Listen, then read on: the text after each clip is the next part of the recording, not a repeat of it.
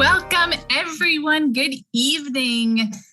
We are so glad you're here with us at our final Astronomy Days program of Friday, but we still have 2 whole days left, so it's not over yet. We are very excited you're here with us. So I would like to start with an icebreaker question. So we are talking about returning to the moon. So if we return to the moon, what do you think we should do there? What should we do when we go back to the moon? So put your answers in the chat. And while you do that, I'm going to go through a quick little Zoom tutorial. This program is live captioned.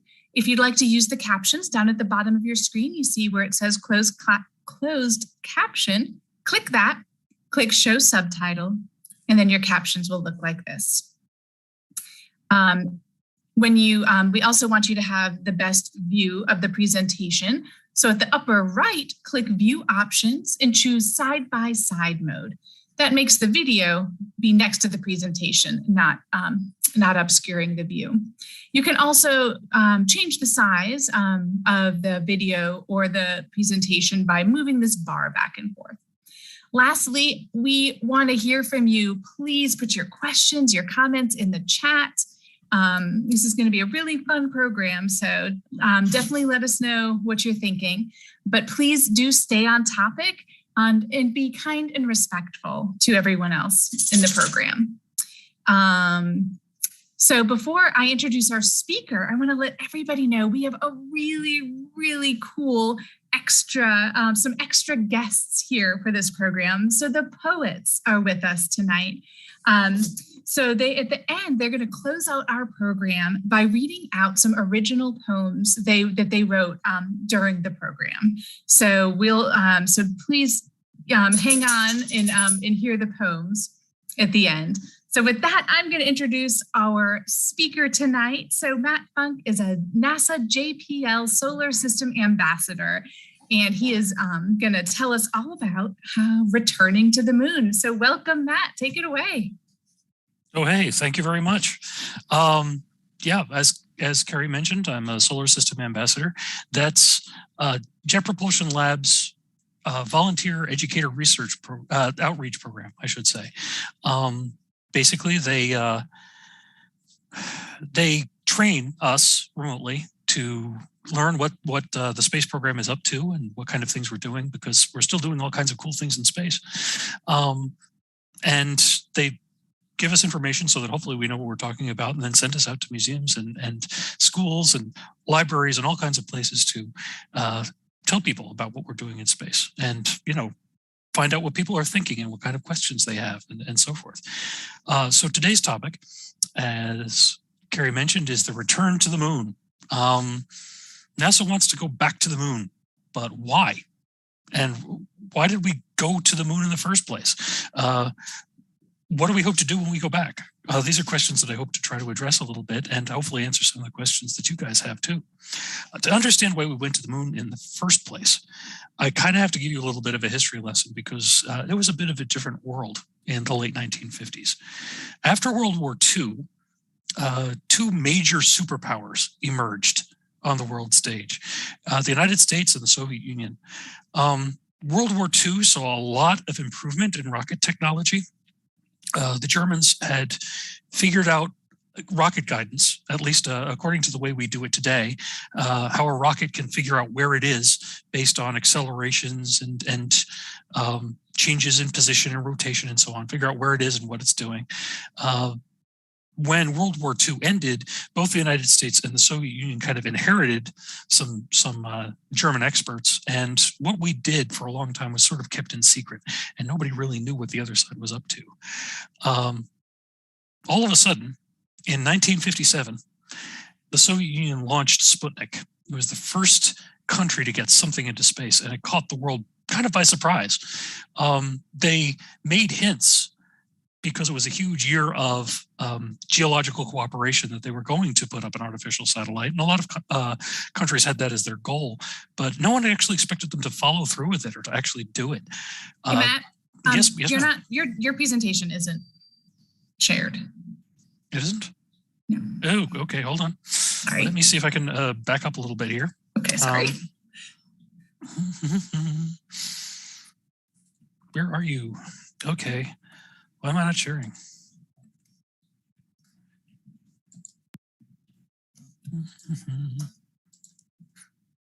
There we go. Can you see now? Yeah, perfect. Oh, fantastic. I'm sorry about that.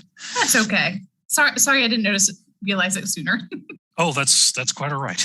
I didn't want to hide the meeting controls first. I wanted to hide the video panel first. There we go. And now hide the meeting controls. There we go.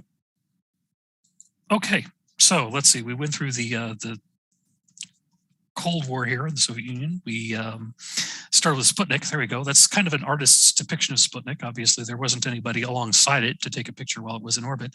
And there wasn't much to it. It was only about 180 pounds, and it didn't do much other than beep. But the Americans certainly recognized the potential for this sort of thing. If the Soviets had good enough rocket technology to put something into orbit, there was no good reason to assume that they couldn't drop an H-bomb onto us. And so the United States went kind of into a little bit of a panic.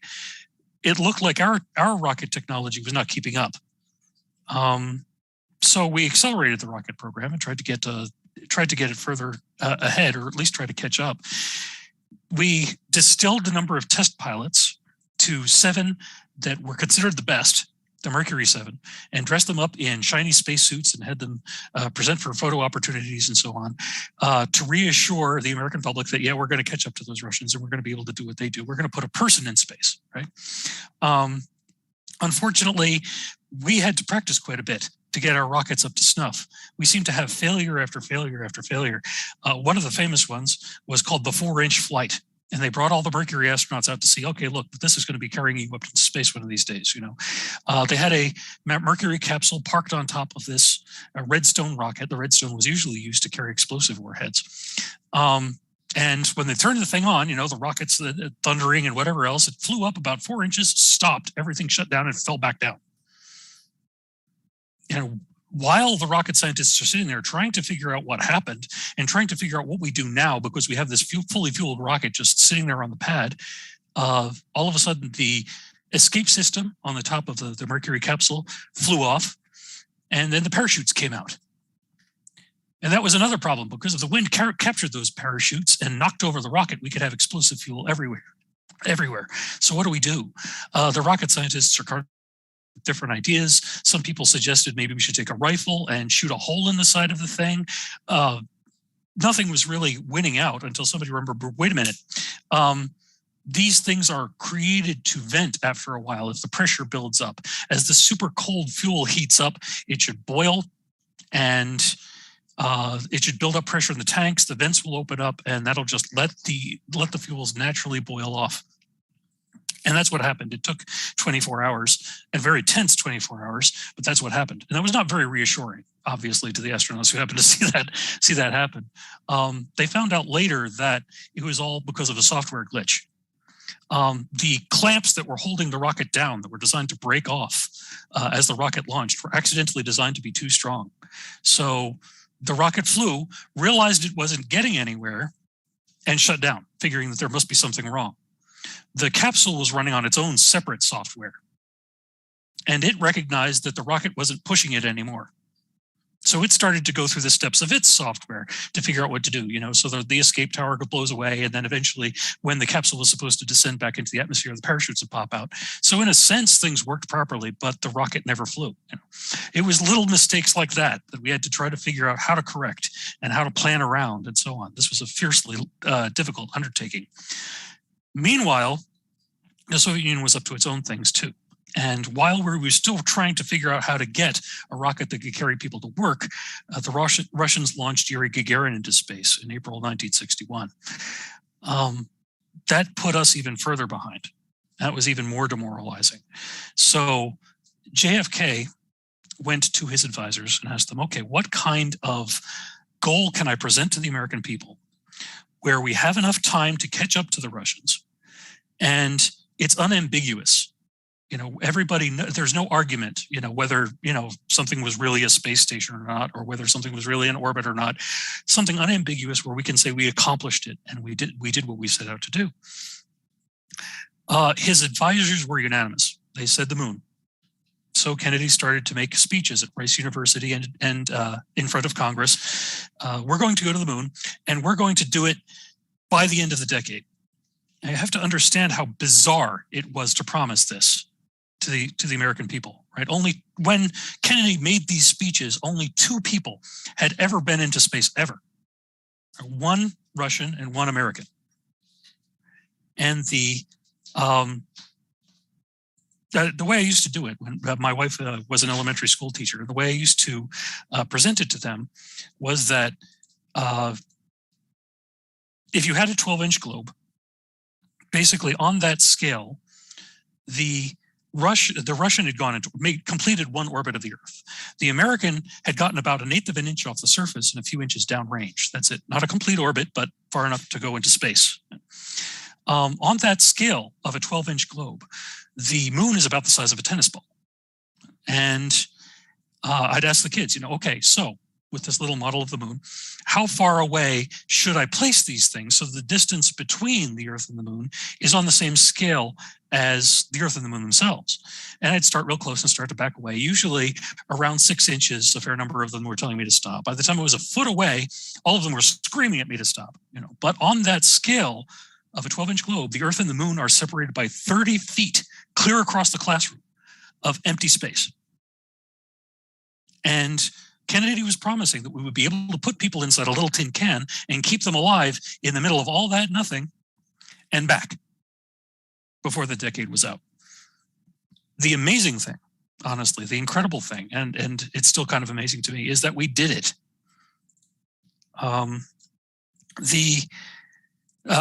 We landed on the moon for the first time in July of 1969. Of course, this is Neil Armstrong. It's one of the few pictures we have of Neil Armstrong.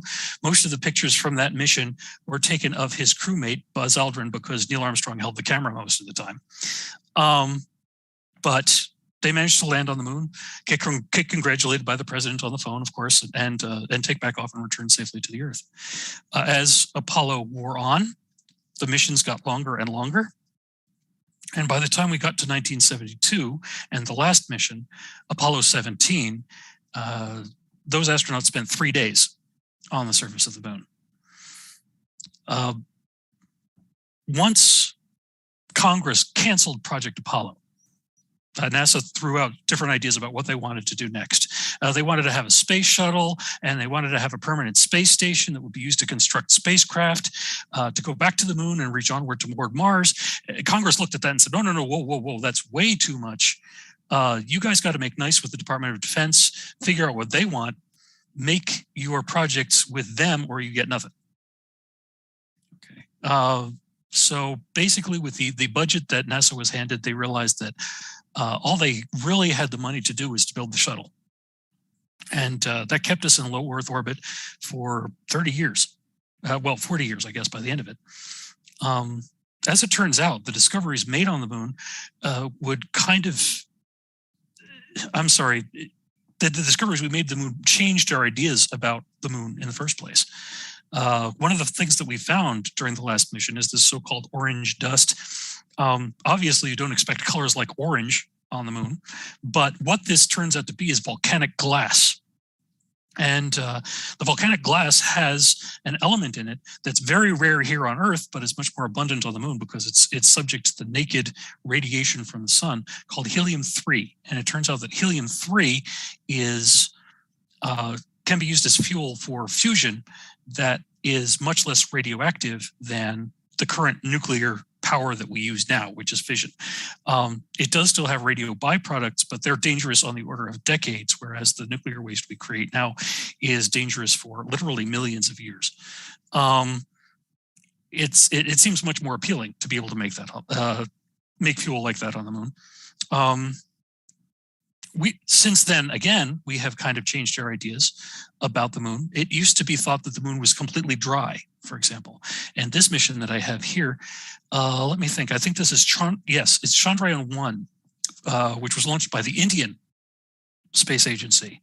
It was the first one to find water on the moon, and that was kind of an unexpected find. We expected that basically, since the moon doesn't have an atmosphere, that any water that existed on the surface would be boiled away. The lower the atmospheric pressure, the lower the boiling point, until you get to no atmospheric pressure, where water goes directly from solid to gas, like carbon dioxide does here. And it does that at the freezing point of water. So we expected that everything would go away. Well, what the people who put the Chandrayaan-1 mission together found themselves asking was, are there places on the moon that the sun doesn't touch? That it never gets to the point where it boils off? And the answer that occurred to them were craters near the poles of the moon, where the sun angle is always shallow. Maybe it's possible that in the bottom of those craters, in the bowls of those craters, that ice could collect from comets or something and then never be touched by the sun. So it would stay there after collecting there. Well, they had detectors on Chandrayaan-1 that would look for there is a neutron signature that water gives off.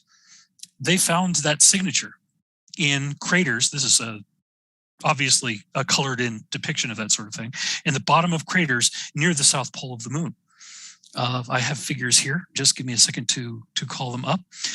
Our estimations currently are that there's about 160 billion gallons, 600 billion kilograms of ice near the south pole of the moon. Well, as it turns out, that wasn't the only place to find water on the surface of the moon. This here, let me see. This here is the LADY mission, the Lunar Atmosphere and Dust Environment Explorer. Basically, what LADY did was to examine what happened when the Earth and the moon went through meteor showers. There are periods in Earth's orbit where it passes through denser areas of meteors, basically the tails of former comets and so forth. And it examined the moon very closely when that would happen to see what kind of materials were thrown up. And by looking at the debris and comparing it to the amount of water that came out, they were able to determine that the top 3 inches of lunar soil are completely dry, but underneath that, there's water all over the moon, no matter where you go. So given that, what's our next step? Apollo was designed to get to the moon first. Right? You know, that was the big thing. It was a race between the United States and the Soviet Union. They were allowed to waste everything but time to get there. So no matter how expensive it was, that didn't matter. No matter how sustainable it was, that didn't matter. So basically what we ended up with missions like that were flags and footprints, things that weren't designed to stay on the moon for very long or figure out how to get us to stay on the moon if we wanted to build a presence there. If we wanted to colonize the moon, Apollo really wasn't the way to do it. It wasn't a way to build a sustainable presence. So now if you ask NASA, what do we want to do on the moon? It's all about figuring out new places to live. How can we get humanity to live in space, to stay in space, not just get there, but stay there and do our own things there? So the next phase of that is Artemis. Artemis is, in Greek mythology, is the twin sister of Apollo. And these are sort of the key missions that NASA is looking at to get us to the moon again. Artemis 3, down here at the bottom, is going to be the first manned mission on the surface of the moon, and I'll get more into detail about what each of these things are. But these are the missions that we need to complete before we get there. It's not advancing. There we go. Sorry about that. This right here is part of the commercial lunar payload services. This is basically private enterprise going to the moon, not NASA design missions, but commercial designed missions that take advantage of some of the things that private businesses have learned about traveling in space. This is the Polar Resources Ice Mining Experiment, or PRIME-1. It's supposed to look for water ice just below the surface on different locations of the moon. It's designed to land on the moon and then fire its rocket and land in a different place on the moon and then fire its rocket, land on a different place again. So test different places where we expect water to be other than the poles based on LADY's experiments and determine how easy it is to get the water from out of there. There is also a company called Astrobiotic. They have a lander that's supposed to determine what you can extract from the lunar soil. We want to try to see if it's possible to get methane out, for example. Methane would be very, very useful as rocket fuel. And it would be a lot cheaper if we could make the rocket fuel on the surface of the moon and use what we need to get from the moon than to take all the rocket fuel we need from Earth. So if we can manufacture rocket fuel on the surface of the moon, oxygen on the surface of the moon, and so on, that would be absolutely fantastic. Following on to those missions is Viper. So we have a question from Sean. Oh. How big is Prime 1? How big is Prime 1? That is a very good question. I don't have a scale here, unfortunately, how big Prime 1 is supposed to be. It's nowhere near as big as the lunar landers, the manned lunar landers that we used in Apollo. It's designed to be small because it's going to be hopping all over the moon, right? And you don't want to use a whole lot of fuel each time. But I don't have a scale in front of me, unfortunately. I don't really know. All right, and Aaron wants to know, how big is the moon? Oh, that's a very good question. It's, I believe, if I'm remembering correctly, a little over 1,400 miles across. I could look that up to be absolutely sure, but that's what seems to be ticking off in the back of my head. Or maybe that's the radius. That's for 2,800. The Earth is roughly 8,000 miles. Yeah, actually, I think that was the radius. So I'm sorry, I should say that the moon is around 2,500 to 3,000 miles across. Like equator. Like, yes, like across the equator. It's about a quarter. So anyway, I'm trying to pull that out from memory. So if I get that wrong, please don't sue me. And R may be able to put some of those stats in the chat too. No, that would be fantastic. Somebody who could actually look it up and get the facts of the matter would definitely be preferable. I'm sorry I didn't have that on the tip of my tongue. That is okay. Sean says we won't sue you. I appreciate that. Thank you. Yeah, R says the moon is 2,159.2 miles across. Okay, so when I said 2,500 to 3,000, that was kind of close. Yeah, okay. That's within that range. Yeah, and Jasper wants to know, have any of those landmark missions already started? They are about to start, actually. As I was, the commercial ones is very difficult to put a time frame on. They don't like to nail themselves down to schedules, but I can tell you when the NASA missions are supposed to be, and I'm getting into those. We'll have time scales on those shortly, I guess I should say. This here is Viper. It's the Volatiles Investigating Polar Explorer rover. I know it's not much to look at. Partly that's because it's in a box. And the reason it's in a box is because it's going to be exploring the poles of the moon for water, where it's perpetually dark and perpetually cold. The thing has to be able to keep itself warm enough for the electronics to work. And this one I do have a scale for. It's about 5 feet tall, 5 feet wide, and 8 feet long. So it's about the size of a golf cart. Right? Viper also has a drill to be able to analyze the lunar soil, figure out where the water is, and so on. And it's supposed to launch late next year, so late in 2023. But there are other missions that are supposed to be happening at around the same time. This here is Capstone, which actually stands for something. The Cislunar Autonomous Positioning System Technology Operations and Navigation Experiment. And NASA loves their abbreviations. Let me tell you, anything they can come up with. This thing is only about the size of a microwave. But it's really, really important because we're planning on putting it in a special orbit. There is a balancing point between the Earth and the Moon, a Lagrange point, if you want the technical term for it, and that is where we want to put a space station. And I'm going to be getting into that in a little bit. Capstone here is going to be doing experiments to make sure that our ideas about navigating at this balancing point are accurate. It's also going to be looking for uncertainties in that orbit, and it's just kind of a test bed before we put the space station there of what we need to know before we put the space station there. That is supposed to launch, let's see, March 19th. So just a couple months from now. This is Artemis 1. It's the first test of the Space Launch System. That's the name for the rocket shoving this whole thing into space. Artemis is the official name given to the manned program that's supposed to take us back to the moon. Artemis 1 is going to be an unmanned test of everything. It's slated for launch on March 12th of this year. So, and it's supposed to last 25 and a half days. 6 of those days will have the Orion capsule in orbit around the moon. And if it's successful, we'll be able to certify both the launch system and the capsule for crewed flights, which right now we're doing a lot of tests and we're not absolutely sure, but we want to know before we send people on the thing. Next up, just some quick things about the Space Launch System. Space Launch System is depicted on the right.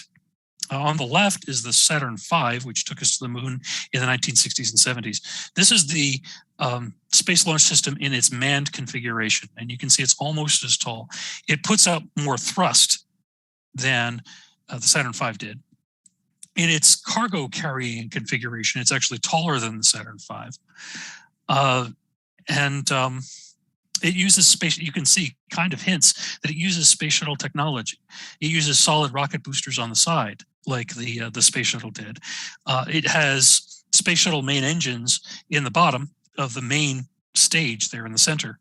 All of this is done with old space shuttle technology. So stuff that we learned with the space shuttle and that we can apply to what we want to do with this return to the moon. This here is the Lunar Gateway, and it is the space station that I tried to describe earlier. It's going to sit at that balancing point, L1, between the Earth and the moon, and kind of orbit that. It's going to be a manned outpost that will use lessons about how we constructed the ISS to sit there as a station in space. You can see an Orion capsule in this artist's depiction, preparing to dock with the thing.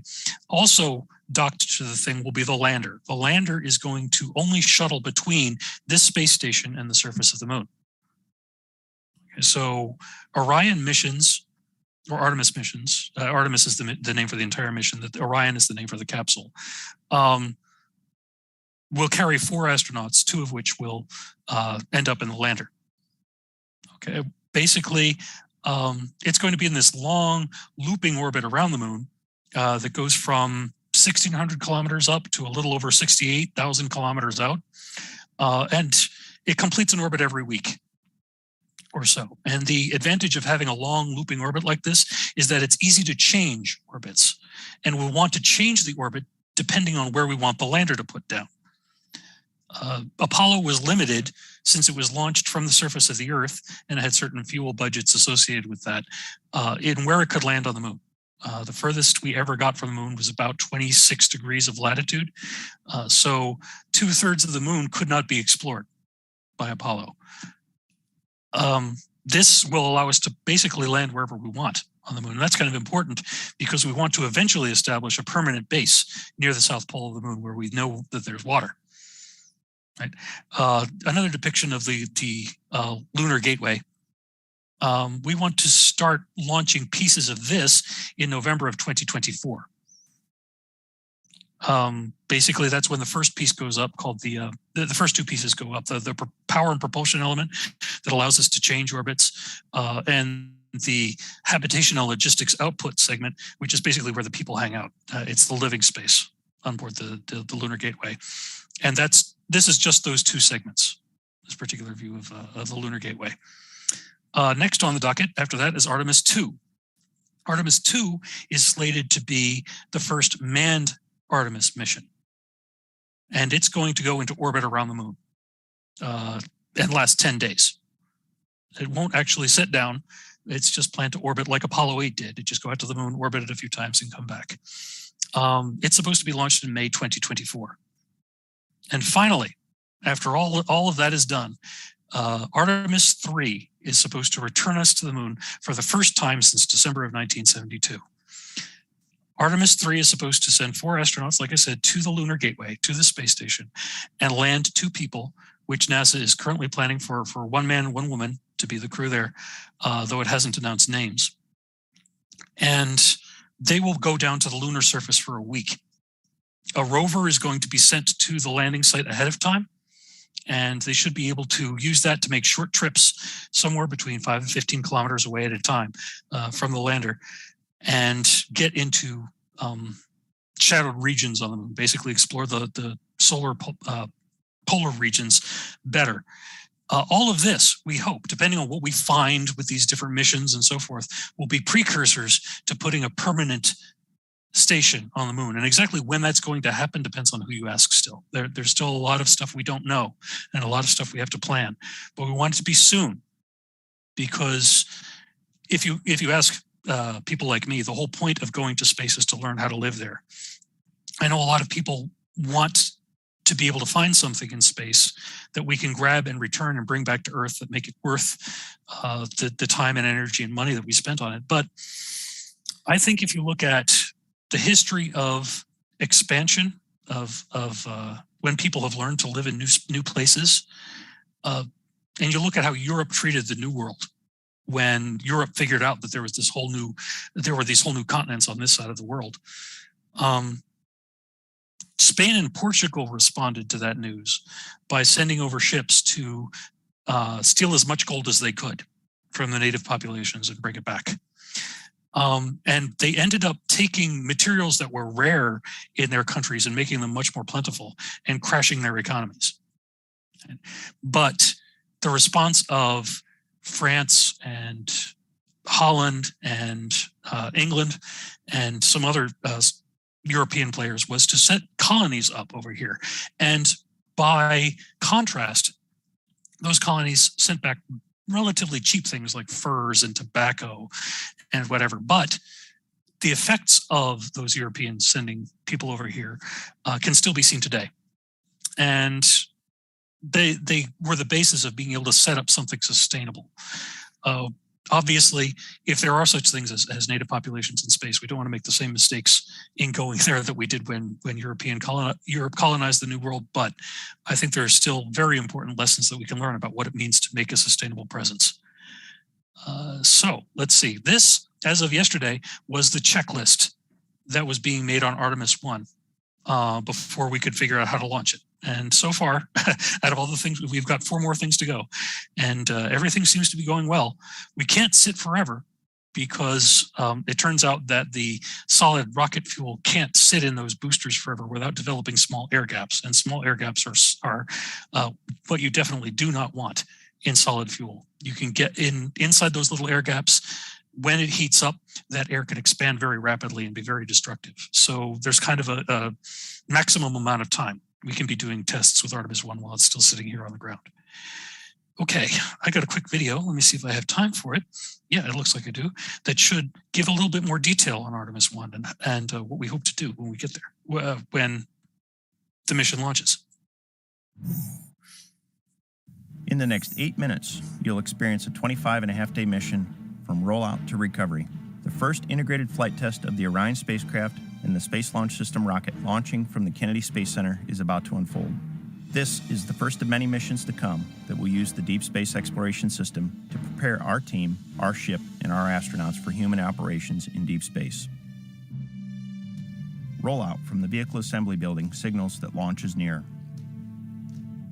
Sitting atop the mobile launcher, the crawler transporter moves along the crawlerway towards historic Launch Pad 39B at the Kennedy Space Center at a top speed of 1 mile an hour.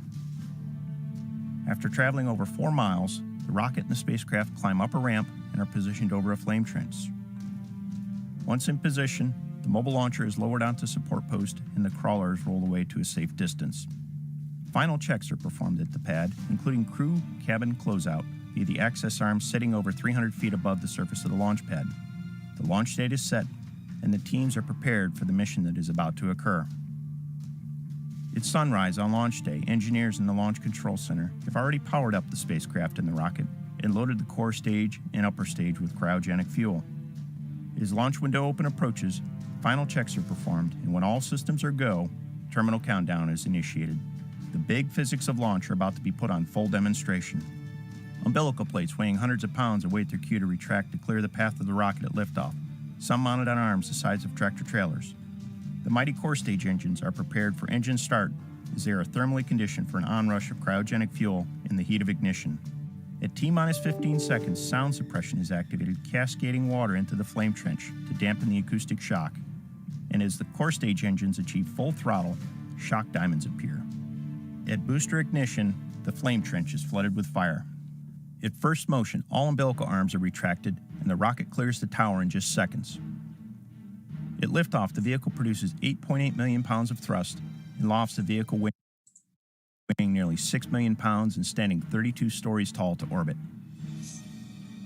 Propelled by a pair of 5-segment boosters and 4 liquid engines, the rocket achieves maximum dynamic pressure only 90 seconds into the mission, the period of greatest atmospheric force on the structure of the rocket. Thousands will gather in Florida to watch our ship get smaller and smaller and leave the Space Coast behind. Approximately 2 minutes into the mission, the boosters will have consumed all of their solid propellant and are safely jettisoned. The rocket will continue on, guiding itself to orbit with magnificent precision.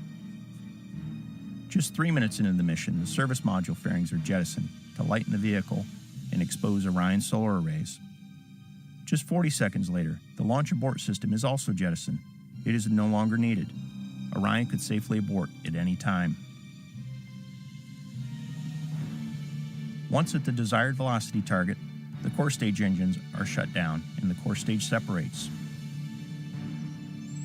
The interim cryo-propulsion stage with Orion will continue to orbit the Earth. Along the way, they will pass through the altitude of the International Space Station at 250 statute miles.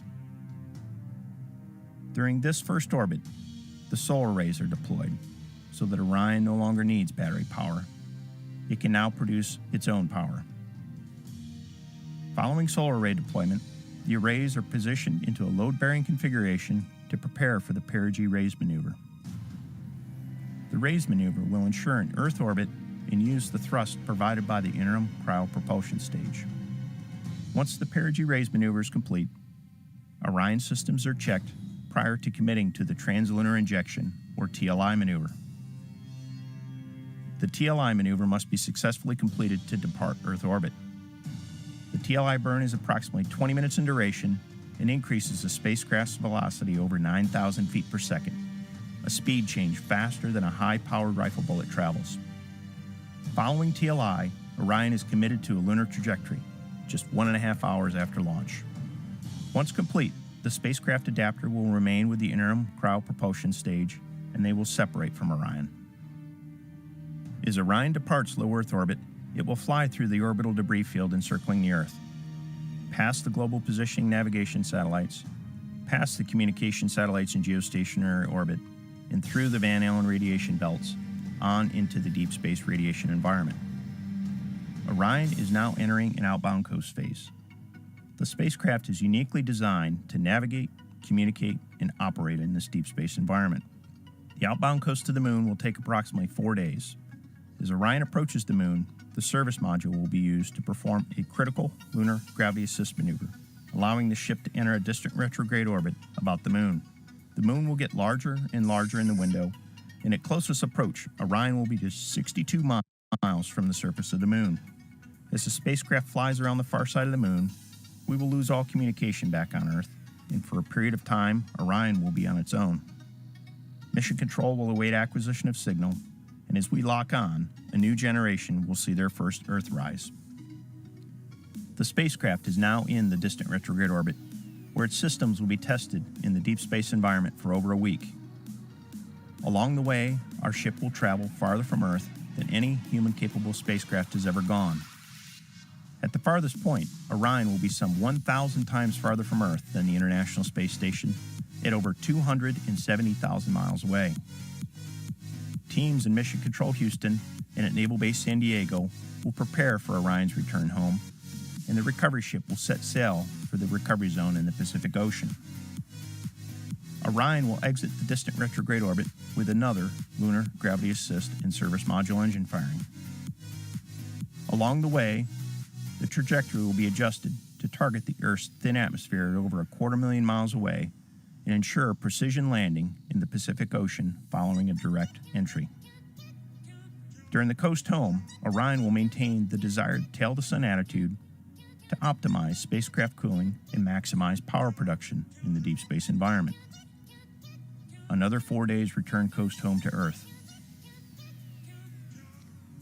As our home planet fills the windows of Orion, an important contribution from our European partners called the service module has done its job. The service module is jettisoned and separates.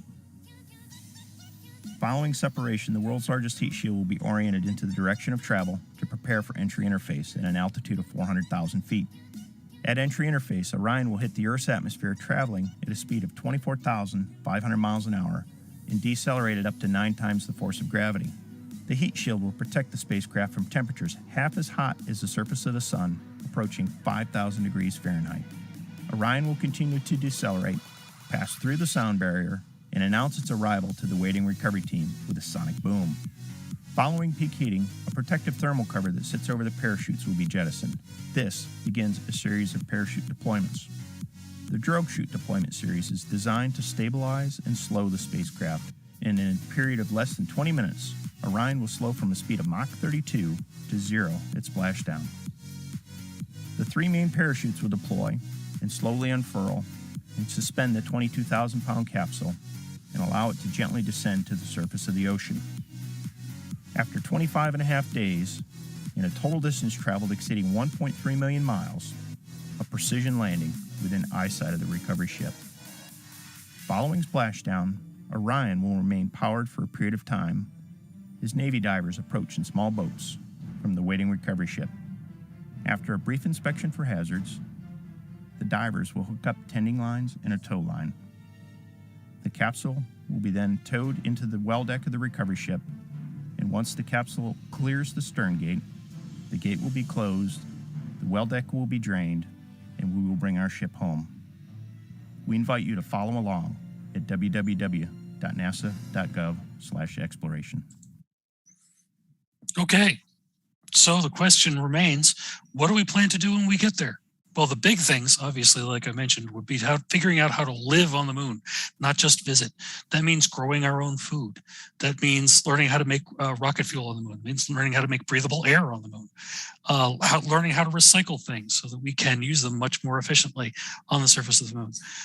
We also want to use it to serve as a waypoint for missions that go deeper into the solar system. The moon can be a great test bed for figuring out how to make missions that would last months, going to Mars and other places in the solar system. And finally, we hope to use it to support international missions of exploration.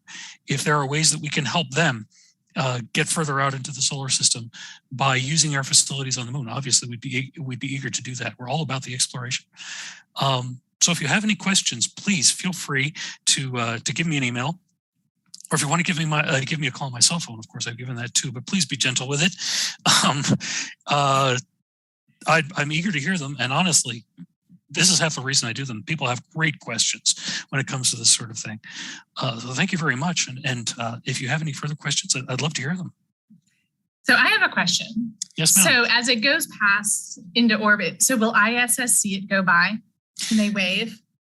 Probably not, unfortunately. It'd be so cool. It would be great to see, don't get me wrong. And they might see a point of light as the engines ignite.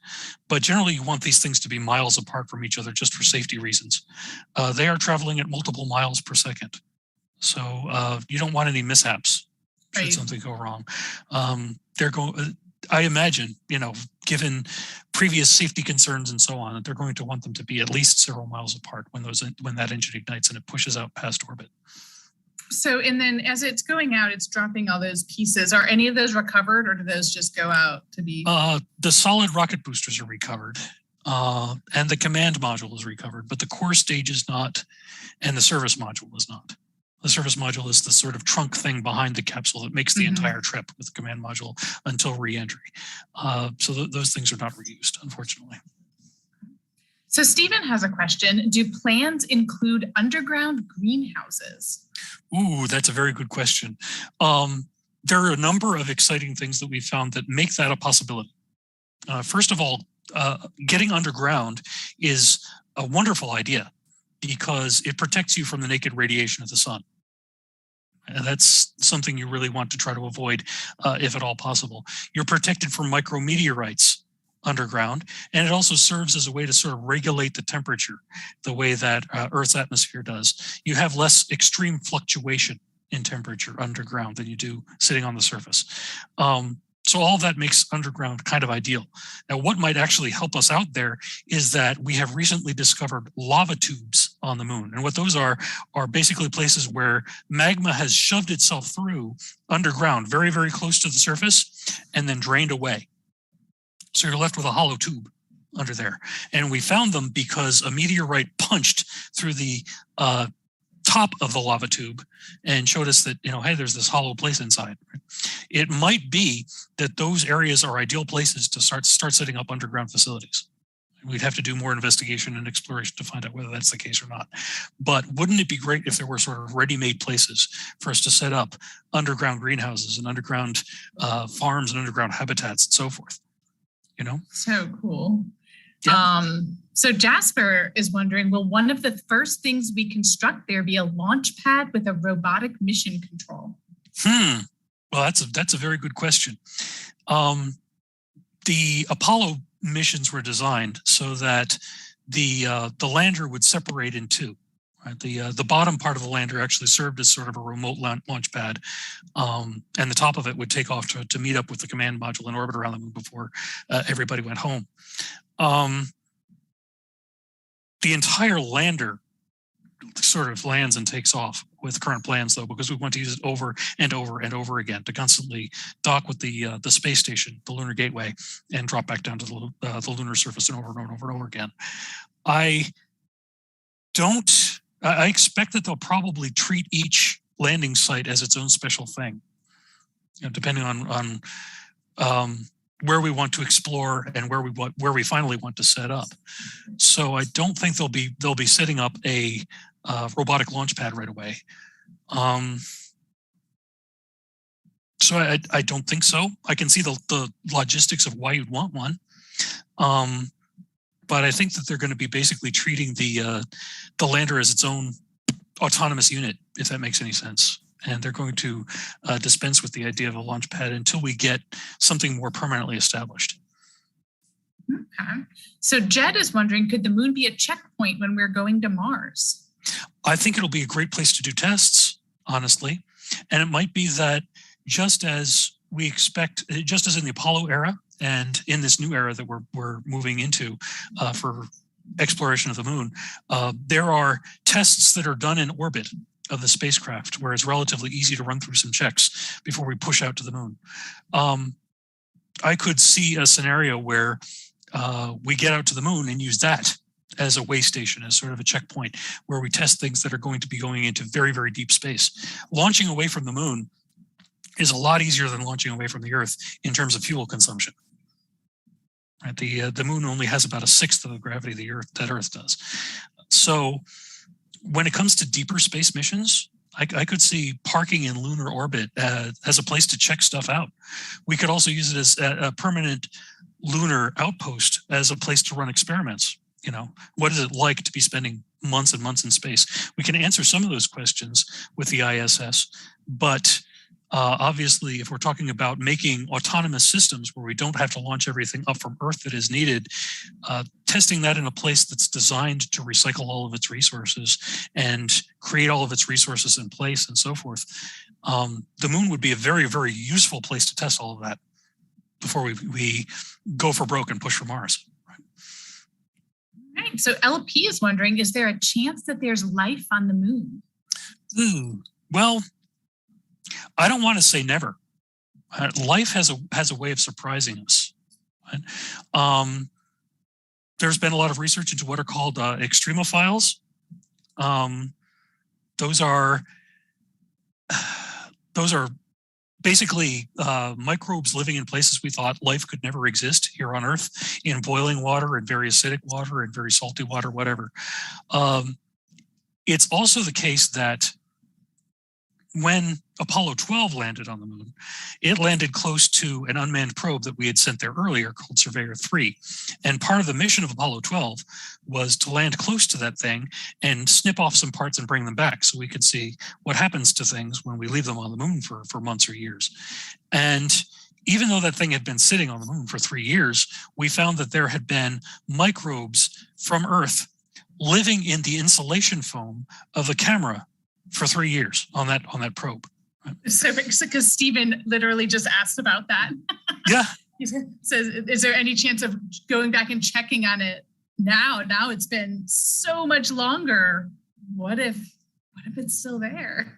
Yeah. Well, hey, why not? I'm kind of curious to see what happened. We have the artifacts that have been sitting on the moon for half a century now. Right? What happens to things that, or human habitable things, or things that are built for humans that have been sitting on in space for that long a period of time? We don't have any answers for anything like that now. So I'm definitely curious about what has happened to things that we've sent to the moon. What has become of them in the meantime? Some people have suggested, for example, that maybe the naked solar radiation has bleached the colors of the flag, so they're no longer red, white, and blue. They're just white. I don't know. Honestly, nobody's there with a camera to take a picture, but I want to find out.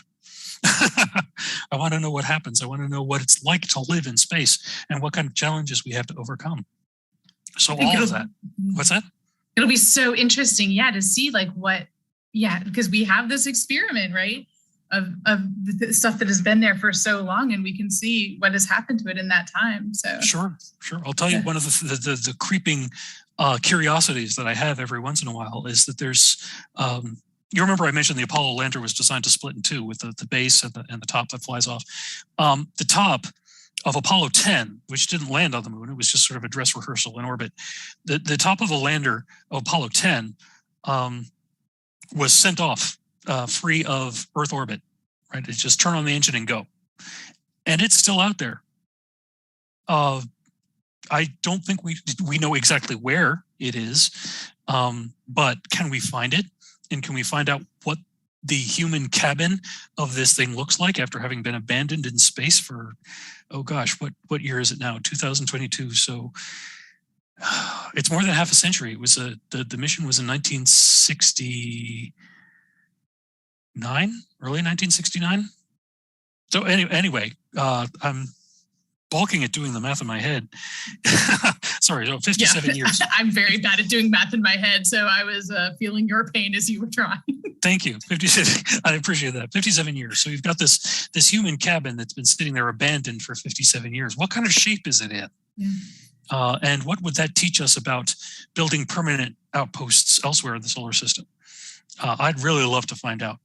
I mean, I have a feeling if you wanted to go investigate it, you'd have to try to figure out a way to preserve it in situ. It's kind of almost a museum piece at this point, and I wouldn't want to disturb it too much, but I still want to kind of find out what's going on there. It's cool. It's like a ready-made experiment. Yeah, right. It's been experimenting for 50 some years. Mm-hmm. So Ryan wants to know, how big is the spacecraft, the Orion, and how fast can it go? Well, I don't have dimensions right in front of me. I know it's big enough to carry 4 people, which makes it bigger than Apollo was. And Apollo was about the size of a minivan. The speed, though, the maximum speed it's built for is about 25,000 miles an hour, which is the speed you need if you're going to shoot off towards the moon. You have to break most of Earth's gravity's pull on you in order to get out that far. So anyway, that's a quick answer. It leaves at 25,000 miles an hour and it comes back at about 25,000 miles an hour. And it's designed to go further than Apollo was designed to go. And Apollo, in fact, they were investigating ways to stretch that technology even in the late 60s and early 70s. If you want to have your heart broken sometime, you can go look at the Apollo applications program. The only thing that they actually did out of that entire program was Skylab, a space station in orbit around the Earth. But they had plans for visiting near-Earth asteroids with the Apollo missions and so forth. That never came into fruition because of budget cuts. They could do the same thing with the Orion capsule. It's designed for deep space exploration.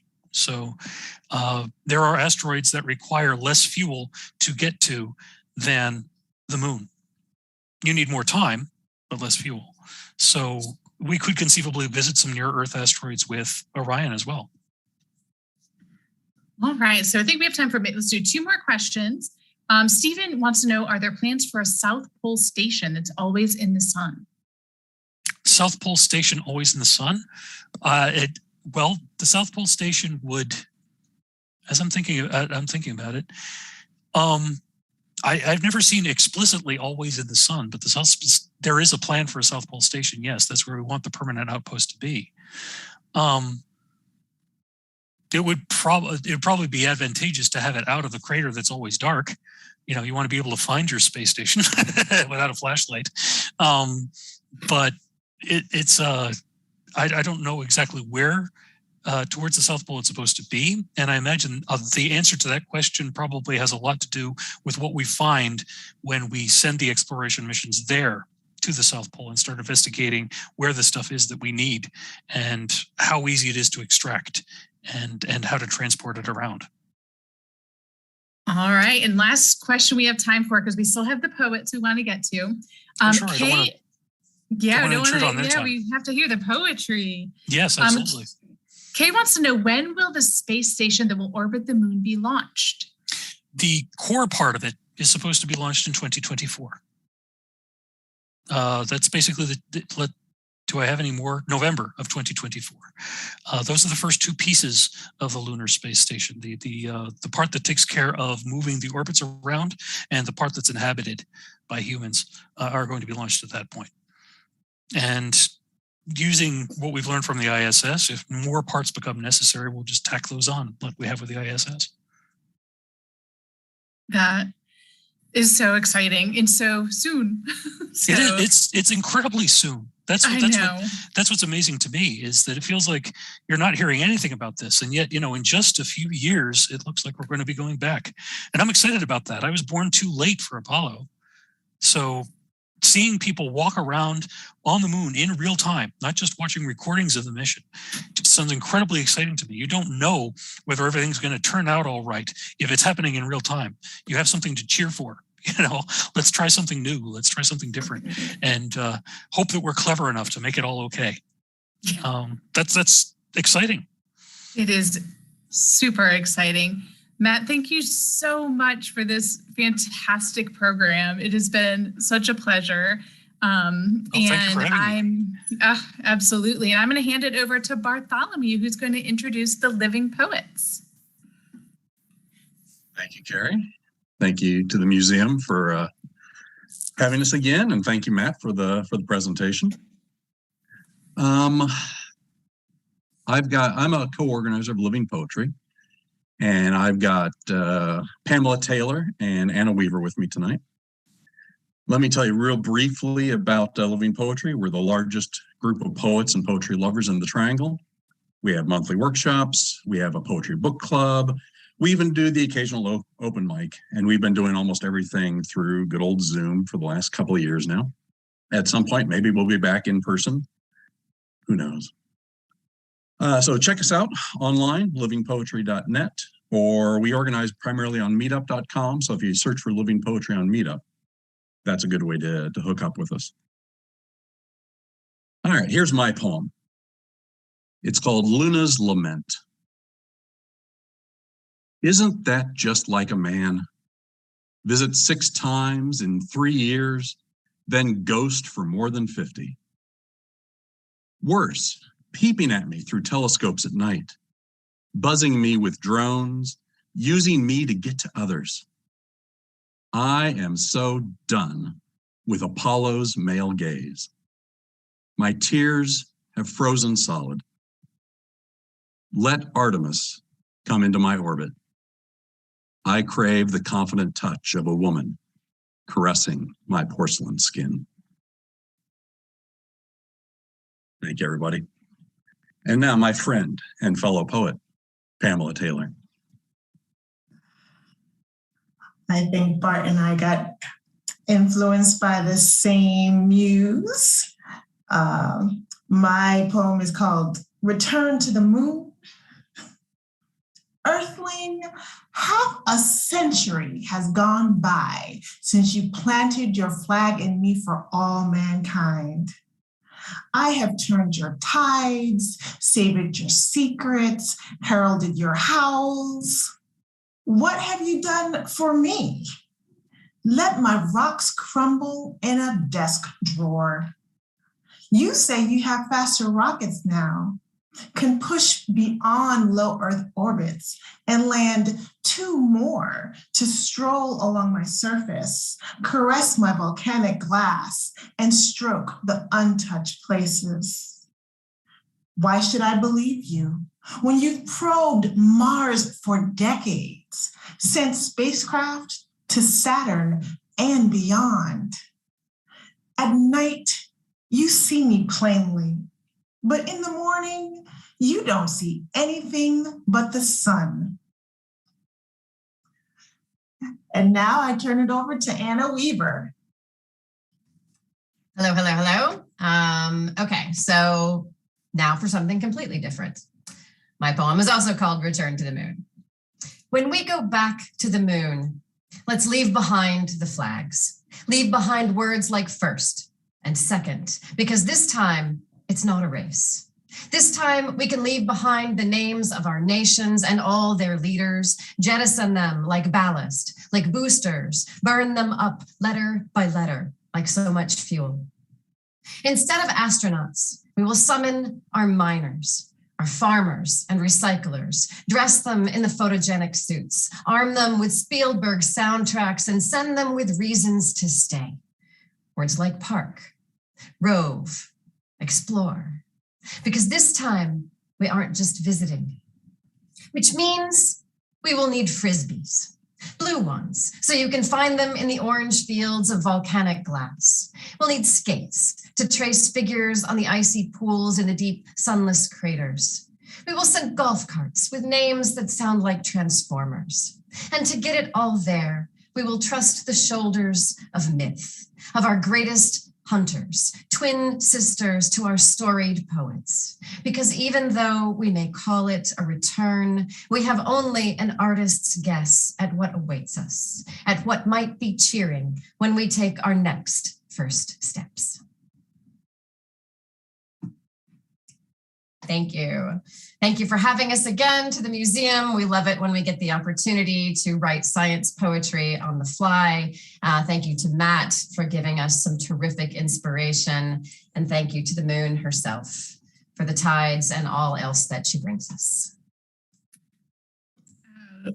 Thank you, Anna, Bartholomew, and Pamela. Those were just fantastic. And I'm not sure I should have shared that anecdote about the desk drawer. So so y'all this has been that. What a way to finish the day. So thank you so much. Those were absolutely delightful. I'm going to share my screen really quick and close us out. So thank you to the poets. Thank you to Matt. Thank you to all of you for hanging out with us all day and into the night. If you want an Astronomy Days t-shirt, we have them either in person at the museum or online with our cool Venus design this year. I want to thank our sponsors, North Carolina Space Grant and Pepsi. And finally, I want to thank our museum members for supporting their memberships support programs like Astronomy Days. And I am so sorry about the dogs. And so if you are not yet a member, please consider joining. And everybody have a wonderful night. Goodbye.